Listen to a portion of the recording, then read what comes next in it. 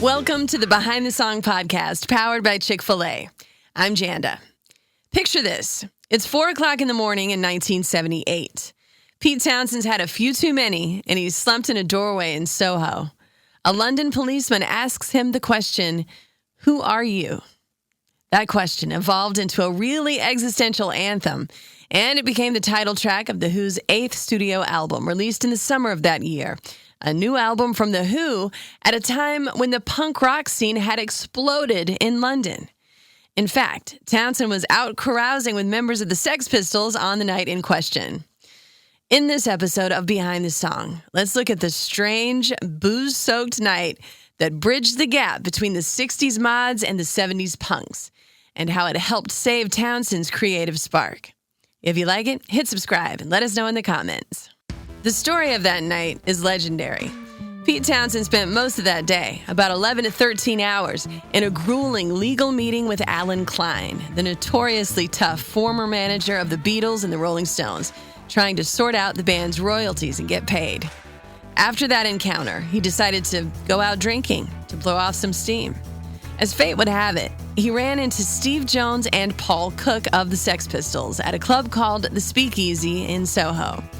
Despite their obvious differences musically, there was a lot of common ground between Townshend and the Pistols, a kind of like-minded rebelliousness and a tendency to question authority.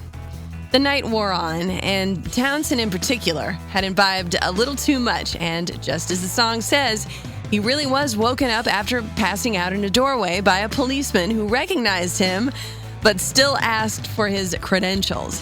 So Townshend started yelling back to him.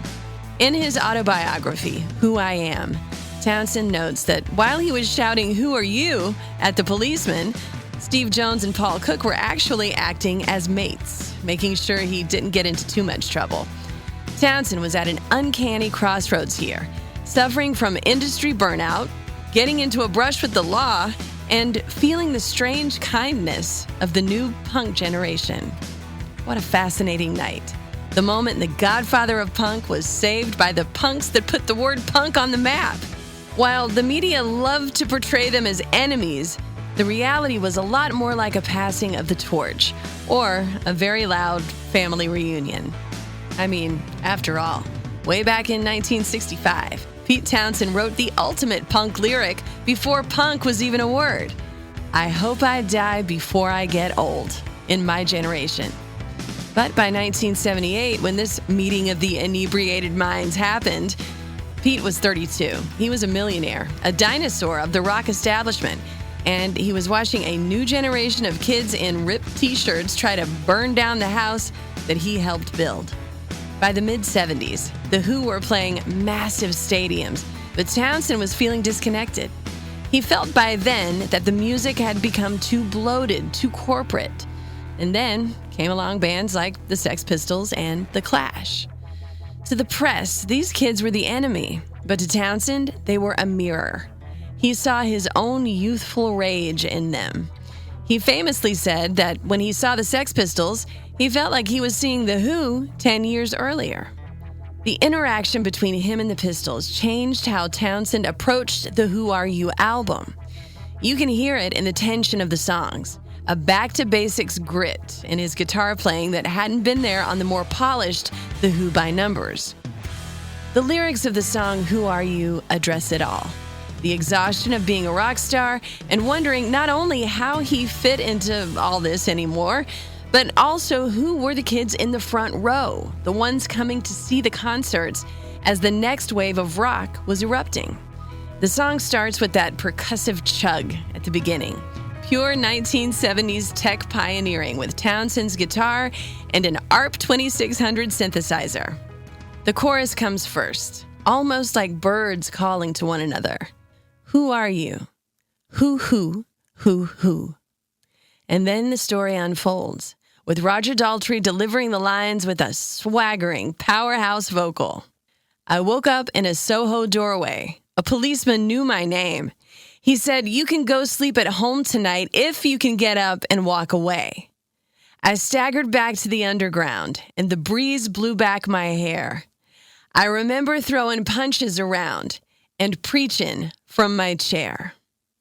So here we have the elder rocker, drunk and preaching to the new guard, punks as saviors, as punks. Back to the chorus, and then the story unfolds further. I took the tube back out of town, back to the rollin' pin. I felt a little like a dying clown with a streak of rin tin tin. I stretched back and I hiccuped and looked back at my busy day. 11 hours in the tin pan. God, there's got to be another way.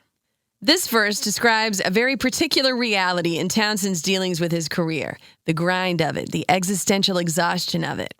He's taking the tube, or London Underground, back out of town from meetings in the city center to the rolling pin, which, in Who lore, could either be his wife, another bar, or a reference to pinballs rolling around inside a pinball machine from the band's Tommy days. Feeling like a dying clown, despite wearing a brave face like the heroic dog in the old Rin Tin Tin films, looking back on his long day in the Tin Pan. That's Denmark Street, London's version of Tin Pan Alley, the historical hub of music publishers and songwriters, and the 11 hours spent wrangling funds from his manager there on the business side of music. This verse literally ends with the plea to God to reveal another way to do all this. More about the soul of the music and less about the mechanical hustle of the business.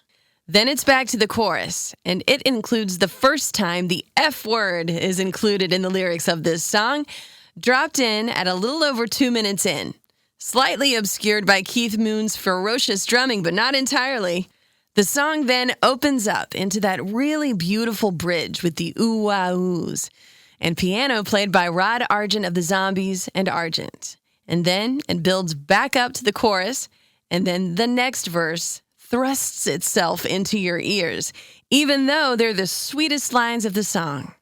I know there's a place you walked where love falls from the trees. My heart is like a broken cup. I only feel right on my knees. I spit out like a sewer hole, yet still receive your kiss. How can I measure up to anyone now after such a love as this? Townshend said in his memoir that this last verse was actually written way back in 1971. While the Who were touring the Southeast, he visited a South Carolina retreat owned by his guru, the Meher Baba, the same guru who inspired Baba O'Reilly.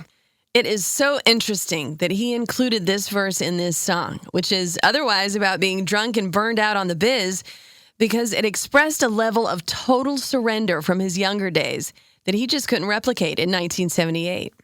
It transformed Who Are You from a simple song about a night out into a complex meditation on whether a person can ever truly measure up to their own ideals or the love they've received.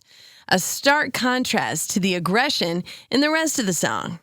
Back to the chorus again, and this is the second time the F-bomb is dropped at almost 6 minutes in.